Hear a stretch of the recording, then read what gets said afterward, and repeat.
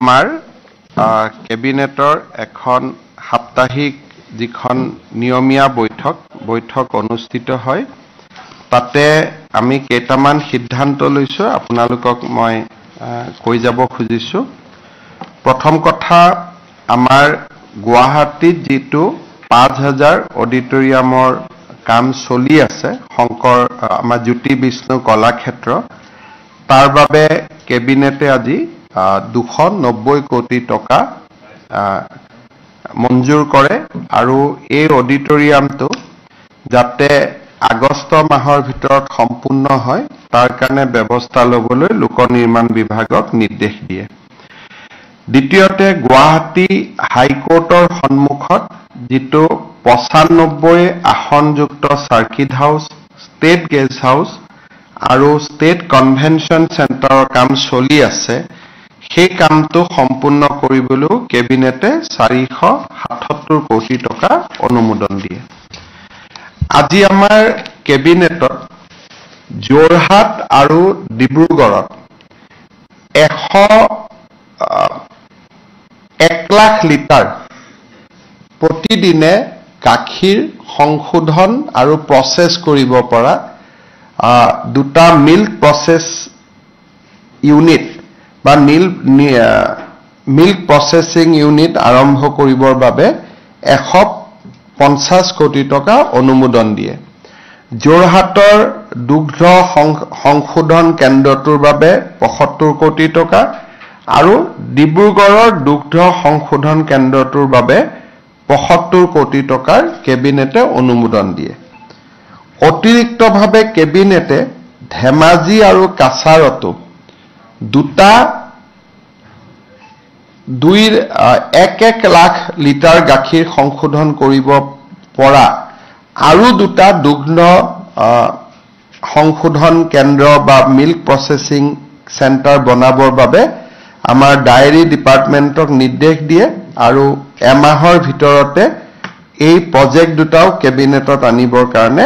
নিৰ্দেশ দিয়ে কেবিনেটে গাখীৰ উৎপাদনৰ লগত জড়িত যিসমূহ কৃষক আছে আৰু যিসকল কৃষকে সমবায় সমিতিৰ জৰিয়তে গাখীৰ বিক্ৰী কৰে যেনেকুৱা সীতা জখলা হল আমুল হল পুৰবী হল তেওঁলোকৰ জৰিয়তে যোনে গাখীৰ বিক্ৰী কৰে তেওঁলোকক প্ৰতি লিটাৰত 5 টকাকৈ ৰাজ সাহায্য দিবলৈ সিদ্ধান্ত গ্ৰহণ কৰে অৰ্থাৎ এতিয়াৰ পৰা সীতা জখলা যিসকলে গাখীৰ দিয়ে কন্যকাত যিসকলে গাখীৰ দিয়ে বা আমুল ইমুল আৰু ওয়ামুলত যিসকলে পুৰবিত গাখীৰ দিয়ে সেই খেতিয়কসকলে সেই সংস্থাবিলাকৰ পৰা যি পুঁজি পাবই অতিৰিক্তভাৱে অসম চৰকাৰৰ পৰা প্ৰতি লিটাৰত 5 টকা ৰাজ সাহায্য লাভ কৰিব তাৰ যেটো পোৰ্টেল আছে সেই পোৰ্টেলটো আমি 1 ফেব্ৰুৱাৰী তাৰিখে আনুষ্ঠানিকভাৱে মুকলি কৰিম আৰু তাৰ পিছৰ পৰাই তেওঁলোকে 5 টকাকৈ প্ৰতি লিটাৰত অতিৰিক্ত কৰি চৰকাৰৰ পৰা ৰাজ সাহায্য পাব এইটো এটা আমাৰ কেবিনেটৰ আজি এটা গুৰুত্বপূৰ্ণ সিদ্ধান্ত হয় আজি আমাৰ কেবিনেটত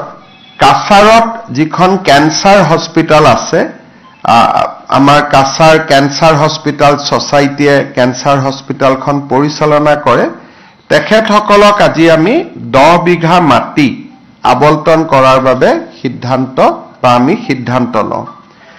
আজি আমাৰ কেবিনেটত আপোনালোকে জানে যে আগতে আমি এটা কেবিনেটত সিদ্ধান্ত লৈছিলো যে চাহ বাগিচা টি টুৰিজম কৰিব পাৰে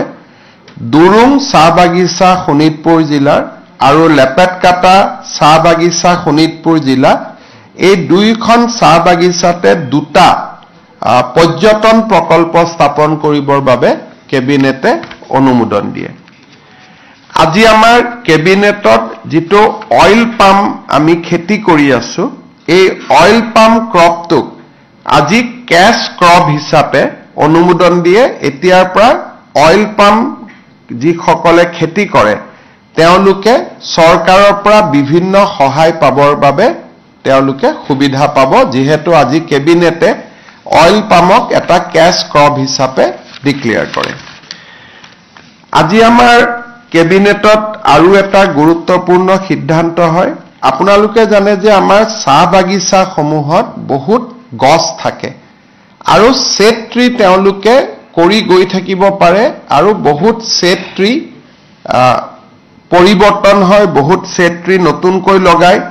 আৰু সেট ট্ৰি বিলাকৰ বিশেষ ব্যৱহাৰ নহৈছিল যিসকল হালি পৰে হালিয়ে পৰি যায় এতিয়াৰ পৰা আমি এটা সিদ্ধান্ত লৈছো যে কোনোবা যদি চাহ বাগিচাই ফাৰ্নিচাৰ বনাব খোজে বৈধ সূত্ৰৰ পৰা কাঠ সংগ্ৰহ কৰি বা নিজৰো সেট ট্ৰি ব্যৱহাৰ কৰি যদি ফাৰ্নিচাৰ উদ্যোগ কৰিব খোজে চাহ বাগিচাত ফাৰ্নিচাৰ উদ্যোগ কৰিব পাৰে আমাৰ লক্ষ্যটো হ'ল চাহ বাগিচাসমূহ যাতে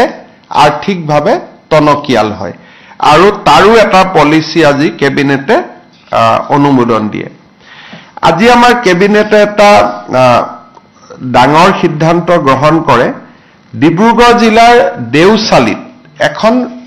প্ৰপ'জ ৰিজাৰ্ভ ফৰেষ্ট আছিল প্ৰস্তাৱিত বনভূমি সেই প্ৰস্তাৱিত বনভূমিখনত বহুবিলাক মানুহে ইতিমধ্যে ঘৰ বাৰী বনাইছে আৰু গোটেই মানুহবোৰ আমাৰ খিলঞ্জীয়া মানুহ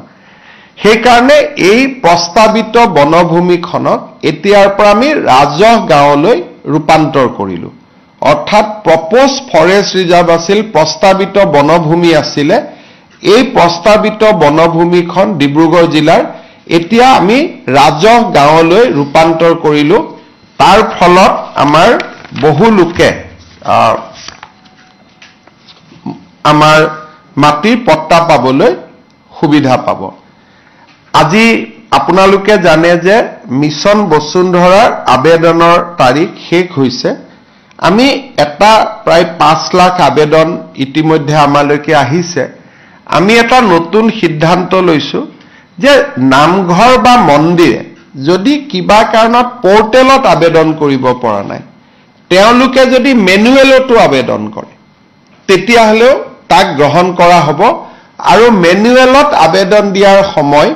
আমি এই মাহৰ 30 তাৰিখলৈকে আমি বঢ়াই দিছো অকল ধৰ্মীয় উপাসনাৰ স্থলীসমূহৰ বাবে স্কুল কলেজৰ বাবে ৰাজহুৱা অনুষ্ঠানৰ বাবে তেওঁলোকে যিখিনিয়ে পোৰ্টেলে আবেদন কৰিলে ঠিক আছে কিন্তু যদি কোনোবাই পোৰ্টেলত আবেদন কৰিব পৰা নাই বিভিন্ন অসুবিধাৰ বাবে তেওঁলোকে মেনুৱেলিও আবেদন কৰিব পাৰিব আৰু এইটো ব্যক্তিৰ ক্ষেত্ৰত প্ৰযোজ্য নহব অনলি ৰাজহুৱা অনুষ্ঠান নামঘৰ উপাসনাৰ থলী এওঁলোকে এতিয়াৰ পৰা আমাৰ মেনুৱেলিও তেওঁলোকে আবেদন কৰিব পাৰিব আৰু সেই আবেদনৰ সময় 30 জানুৱাৰীলৈকে থাকিব যাতে আমাৰ এটা প্ৰচেষ্টা আছে যে নামঘৰসমূহ মন্দিৰসমূহৰ মাটিবিলাক যাতে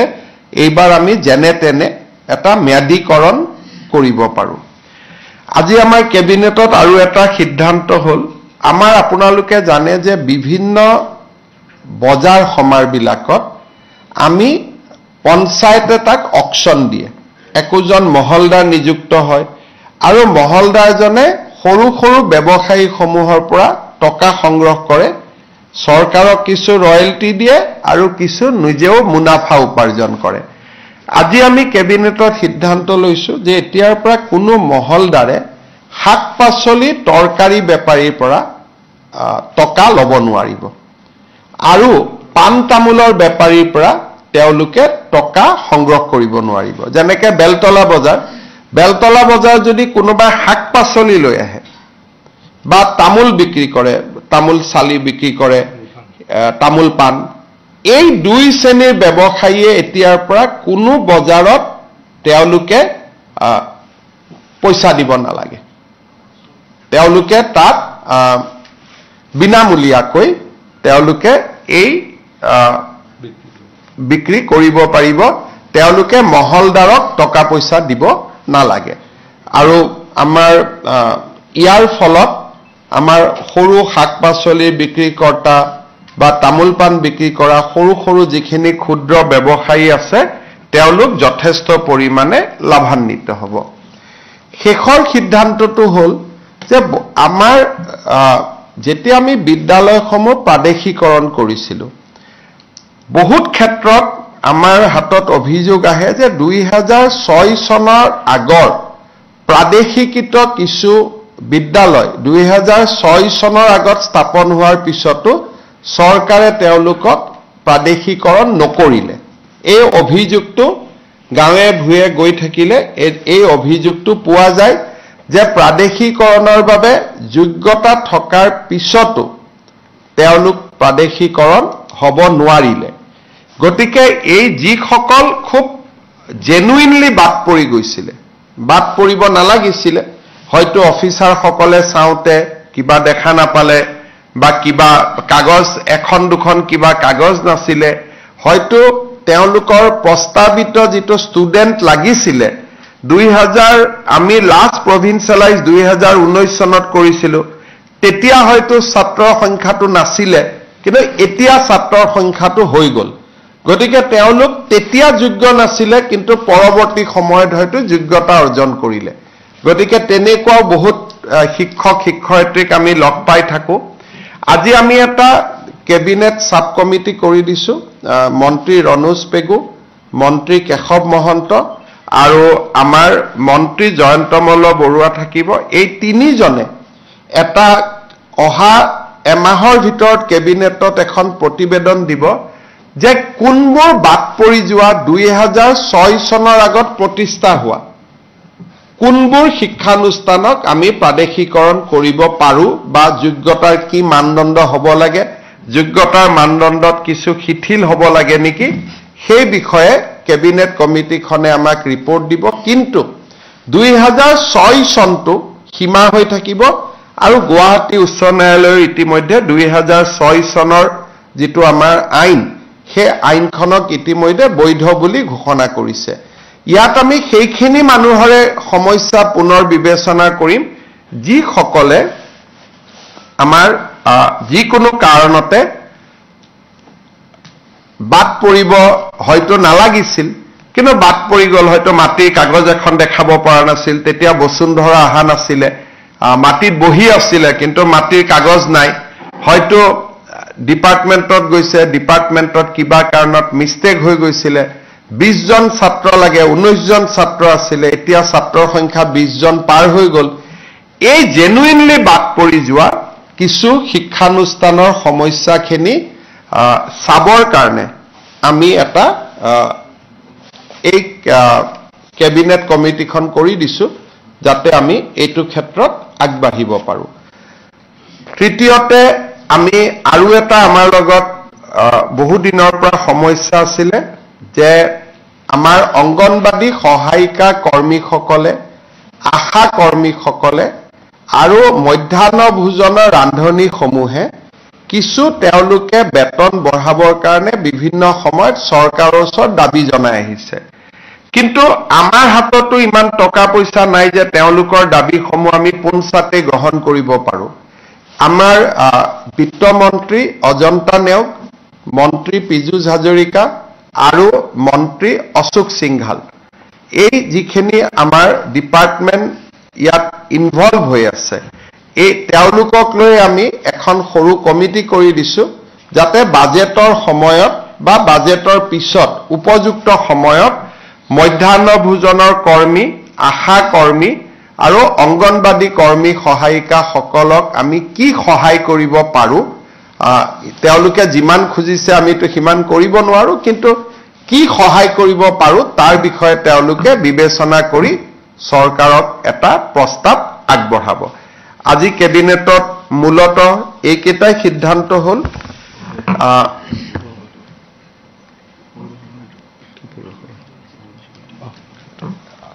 ইয়াৰ পিছত আমাৰ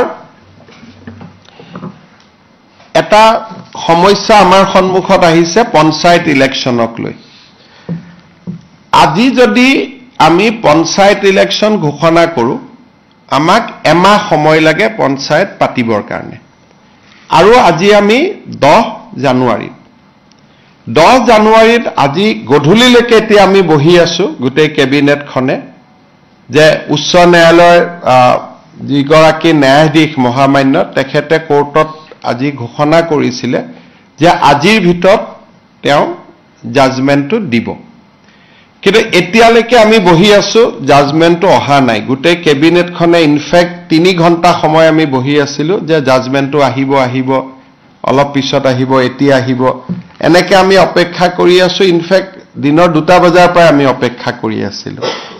সাধাৰণতে চৰকাৰসমূহে পঞ্চায়ত পাতিব নোখোজে যে আমি পঞ্চায়ত নাপাতো ইমান ইলেকশ্যনত আমি ৰিস্ক নলওঁ বিশেষকৈ বিধানসভাৰ নিৰ্বাচনৰ আগে কোনো চৰকাৰে পঞ্চায়ত পাতিব নোখোজে আমি পঞ্চায়ত পাতিবৰ কাৰণে উদ্গ্ৰীৱ হৈ বহি আছো কিন্তু এই পৰ্যন্ত মই অলপ আগতে মহাঅধিবক্তা দেৱজিৎ শইকীয়াক টেলিফোন কৰিছিলো তেওঁ কৈছে যে এই সময়লৈকে জাজমেন্টটো ডিক্টেশন হৈ আছে জাজমেন্ট অহা নাই বা যি ধৰণৰ কথা আজি যদি ৰাতি 12টাৰ আগতে আমি জাজমেন্টটো নাপাওঁ পজিটিভ বা নেগেটিভ যি নহওক তেতিয়াহলে আমি পঞ্চায়ত ইলেকশ্যনটো একেবাৰে মেট্ৰিক বা হায়াৰ সেকেন্ডাৰী পৰীক্ষাৰ পিছলৈকে লৈ যাব লাগিব কাৰণ 14 ফেব্ৰুৱাৰীৰ পৰা মেট্ৰিক আৰু হায়াৰ সেকেন্ডাৰী আৰম্ভ হ'ব আৰু যদি এবাৰ ইলেকশ্যন কৰিলে একমাহ সময় লাগে নটিফিকেশনৰ পৰা আৰু দুটা ফেজত কৰিলে আজি হল 10 তাৰিখ 10 ফেব্ৰুৱাৰীত এটা হ'ব পাৰে 12 ফেব্ৰুৱাৰীত এটা ইলেকশ্যন হ'ব পাৰে কিন্তু আজি যদি ৰাতি 12টাৰ আগতে যদি হাইকোৰ্টৰ পৰা অৰ্ডাৰটো লাইন নাহে আৰু পিছৰ 10 দিনো হাইকোৰ্ট বন্ধ আছে গতিকে তাৰ পৰিপ্ৰেক্ষিতত মই ভাবো যে পঞ্চায়ত ইলেকশ্যন পতাটো অসম্ভৱ হৈ পৰিব কাৰণ মেট্ৰিক আৰু হাই সেকেন্ডাৰী পৰীক্ষাৰ মাজত পঞ্চায়ত ইলেকশ্যন পাতিব পৰা নাযাব গতিকে যি সকলে মোক সুধি আছে যে পঞ্চায়ত ইলেকশ্যন কেতিয়া হ'ব মোৰ উত্তৰ এইটোৱে যে চৰকাৰে আজি 3 দিন ধৰি আৰু কেছবিলাক হৈছে অকল এটা কৰিমগঞ্জ জিলাৰ 19খন পঞ্চায়ত লৈ বাকি অসমখন ইয়াৰ লগত জড়িতই নাই কৰিমগঞ্জ জিলাৰ 19খন পঞ্চায়ত লাগিলে কৰিমগঞ্জ জিলাত ইলেকশ্যন নাপাতিলেও হৈ গ'লহেঁতেন বাকি জায়গাখিনিত ইলেকশ্যন পাতিব আমি অনুমতিটো পালে আমি ইলেকশ্যন পাতি দিলোহেঁতেন এই 12টা বজালৈকে আমি অপেক্ষা কৰিম কিন্তু আজি যদি ৰাতি 12টা বজাৰ ভিতৰত যদি নাহেগৈ হাইকোৰ্টৰ পৰা তেতিয়াহলে মই ভাবো যে মেট্ৰিক আৰু হায়াৰ সেকেন্ডাৰী পৰীক্ষাৰ আগত ইলেকশ্যন হোৱাটো অসম্ভৱ হৈ পৰিব আৰু এই ইলেকশ্যনো পিছুৱাবৰ কাৰণে কোনে লাগি আছে কংগ্ৰেছ দলৰ কৰিমগঞ্জ দলৰ প্ৰাৰ্থী হাফিজ ৰফিজ আহমেদ চৌধুৰীয়ে গোটেই কেছটো কৰি আছে আৰু তাৰ পৰা বুজা যায় যে গোটেই পঞ্চায়ত ইলেকশ্যন খেলিবৰ বাবে হাফিজ ৰফিজ চৌধুৰী আৰু তেওঁৰ সংগীসকলে সাহস কৰিব পৰা নাই আৰু সেই কাৰণে কেছটো কৰি পেলাই পঞ্চায়তটো পিছুৱাই আছে নিয়মমতে পঞ্চায়ত পাতিব লাগে যে চৰকাৰক বিপদত পেলাও পঞ্চায়ত পাতি দিও কিন্তু ইয়াত উলুটা হৈছে যে বিৰোধী পক্ষৰ একাংশই কাৰণ হাফিজ ৰফিজ চৌধুৰী কংগ্ৰেছ দলৰ অফিচিয়েল কেণ্ডিডেট হয় আৰু আন যিগৰাকী অধিবক্তা তেওঁ কংগ্ৰেছ দলৰ দিনতে সলিচিটৰ জেনেৰেল হৈছিল দিল্লীত গতিকে দুইজন অধিবক্তাই আজিও তেওঁলোকে আৰ্গুমেন্ট 3 দিন আগত শেষ হল আজিও 2 ঘণ্টা আৰ্গুমেন্ট কৰিছে গতিকে কিহৰ কাৰণে তেওঁলোক পঞ্চায়তৰ কাৰণে সাজু হ'ব পৰা নাই মই নাজানো কিন্তু তৃণমূলত গণতন্ত্ৰ বচাবৰ বাবে এবাৰ আমি বহুত কৰিছিলো পাৰ্টি লেছ কৰি দিছিলো যে কোনো পাৰ্টিৰ হ'ব নালাগে যাতে অৱসৰপ্ৰাপ্ত শিক্ষক অৱসৰপ্ৰাপ্ত ডক্টৰ সকলোৱে যাতে ইলেকশ্যন খেলিব পাৰে ভাল পৰিৱেশ হয় পঞ্চায়তৰ পৰা দুৰ্নীতি নোহোৱা হয় কিন্তু যি নহওক আমিতো হাইকোৰ্টৰ ওপৰত মাতিব নোৱাৰো গতিকে ৰাতি 12টালৈকে অপেক্ষা কৰিম আৰু 12টাৰ আগত যদি জাজমেন্ট পাওঁ হ'ব নহলে আৰু এটো মেট্ৰিক হায়াৰ সেকেন্ডাৰী পিছলৈকে পিছুৱাই যাব তাৰ পিছতো বানপানী আহিব বা বানপানী থাকিব কি পৰিৱেশ হয় আৰু এতিয়াই ক'ব পৰা নাযাব আজি যদি 12টালৈকে মই ইলেকশ্যন কমিশনকো ৰিকুৱেষ্ট কৰিছো যে আপুনি বহি থাকক আমিও বহি আছো কাৰণ পুলিচৰ পৰা ক্লিয়াৰেন্স লাগিব কোনটো ফেজত কিমান ডিপ্লয়মেন্ট হ'ব ডিজিপিও বহি আছে চিফ সেক্ৰেটাৰীও বহি আছে আমিও বহি আছিলো যদি 12টাৰ আগত ৰায়দান হয় আমিতো কৰি দিম কাৰণ যিজন ন্যায়াধীশ মহাঅধিবক্তাই কোৱা মতে তেওঁ কোৰ্টত কৈ গল যে মই চেম্বাৰত গৈ জাজমেন্টটো লিখি জাজমেন্টটো দিম কিন্তু এতিয়াতো 8:45 হল জাজমেন্টটো আমি হাতত পোৱা নাই যদি 12টাৰ আগত জাজমেন্ট হয় তেতিয়ালে হ'ব যদি 12টাৰ আগত জাজমেন্ট নহয় উচ্চ ন্যায়ালয়ৰ বিপক্ষেতো আৰু আমি যাব নোৱাৰো গতিকে তাৰ পিছত যদি জাজমেন্ট ভাল বেয়া হয় তাৰ পিছত এপিল কৰা বা প্ৰয়োজন সাপেক্ষে সুপ্ৰিম কোৰ্টলৈকেও যোৱা এটা লিগেল সিস্টেমত আমি সোমাই যাব লাগিব ভাল হলেতো কতো যাব নালাগে বেয়া হলে আকৌ ডিভিজন বেঞ্চ সুপ্ৰিম কোৰ্ট এটা দীঘলীয়া প্ৰক্ৰিয়া এটাত আমি সোমাই যাব লাগিব অসম চৰকাৰে বিচাৰিছিল যাতে যিখিনি বিবাদিত জিলা সেইখিনি আমিতো কৈছিলো যে যদি 19খন পঞ্চায়তৰ কথা 19খন পঞ্চায়ত বা সেই জিলাখনেকে কমপ্লিট বাদ দিয়ক আমাৰ এডভোকেট জেনেৰেল তাত আৰ্গুমেন্টটো দিছে এতিয়া ন্যায়াধীশ গৰাকীয়ে কেনেকে জাজমেন্ট দিয়ে এতিয়াতো মই দেখা নাই জাজমেন্টটো দেখাৰ পিছতহে আমি অপিনিয়ন দিব পাৰিম ভাল বেয়া যিয়ে নহওক কিয় আমাৰ মতে নগলে তেতিয়াও কথা কিন্তু আমাৰ ফেভাৰতো যদি যায় আৰু জাজমেন্টটো কালি পাওঁ তেতিয়ালে ইলেকশন নহব 12টাৰ আগতে পালেহে ইলেকশন হ'ব নহলে মেট্ৰিক পৰীক্ষা হায়াৰ সেকেন্ডাৰী পৰীক্ষাৰ ইমান ওচৰত গৈ ইলেকশন পাতিলে ছাত্ৰ ছাত্ৰীসকলে সমালোচনা কৰিব গতিকে যিসকলে মোক পঞ্চায়তৰ ওপৰত সুধি আছিলে এইখিনিকে মই জনালো হ'ব উমৰাংচুত যোৱা কালিৰ পৰা আমি ডি ৱাটাৰিং কৰি আছো যোৱা কালিৰ পৰা আজি 3 মিটাৰ পানী কমিছে 7 মিটাৰ কমিছে লাষ্ট কিন্তু পানী কিমান মিটাৰ আছিলে কৈছে 26.5 into divided into 26 মিটাৰ তাত পানী সোমাই আছে আৰু 4টা ওয়েলৰ মাজত ডিস্ট্ৰিবিউট হৈ আছে আৰু গোটেইকেইটা ওয়েল ইন্টাৰকানেক্টেড এতিয়া এই 4টা ওয়েলৰ পৰা পানী কমিলেহে তাত আমি কিবা মানে ফলাফল পাব পাৰো এতিয়া নাগপুৰৰ পৰা আজি এটা ডাঙৰ মেচিন আহিছে সেই মেচিনটোৱে যদি কালি ৰাতিপুৱাৰ পৰা কাম কৰে গধূলিলৈকে পানী শুকাই যাব কিন্তু যদি সেই মেচিনটোৱে কাম নকৰে আমাৰ নৰমেল পানী মেচিন দি হিচি থাকিলে আৰু 48 আৱাৰ্স আমাক লাগিব 9 গৰাকী সোমাই আছে এগৰাকীৰ আমি শৰীৰ পাইছো বাকি 8টা ফ্যামিলি আহি আমাক ৰিপৰ্ট কৰিছে গতিকে টোটাল 9টা বুলিয়ে ধাৰণা কৰা হৈছে আৰু যদি কোনোবাৰ ফ্যামিলি নাই একেবাৰে অকলে আহিছে কোনো মিসিং ৰিপৰ্ট কৰা নাই লগ বন্ধু নাই সাধাৰণতে ফ্যামিলি নাথাকিলেও লগ বন্ধু থাকে গতিকে কোনেও এতিয়ালৈকে আমাক 9 জনৰ ওপৰত কোৱা নাই আৰু এজনৰ মৃত শৰীৰটো আমি ইতিমধ্যে পাইছো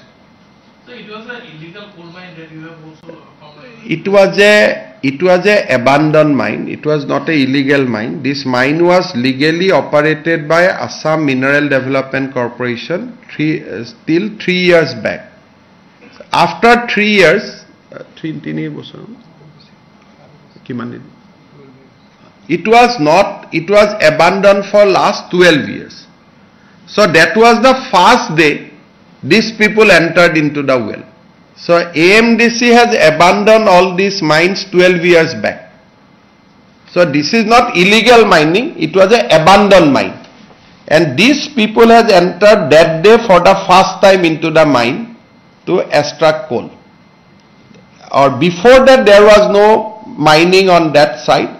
For the first day they have gone and on the first day itself they have the accident. So can we say that they entered that mine for illegal removal? They have entered the mine illegally. Can I say it is there? I have already tweeted it long back. And I have also said that police has registered the case and police arrested the person also who brought these laborers into the mine already. And I tweeted long back, 4 days ago. The name of CM Devolal Gardosa is also... On police investigation it has not come. Police investigation, Punit Nunisa has come, we have arrested him.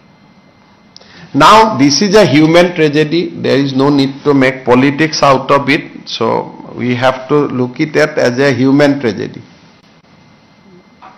Okay.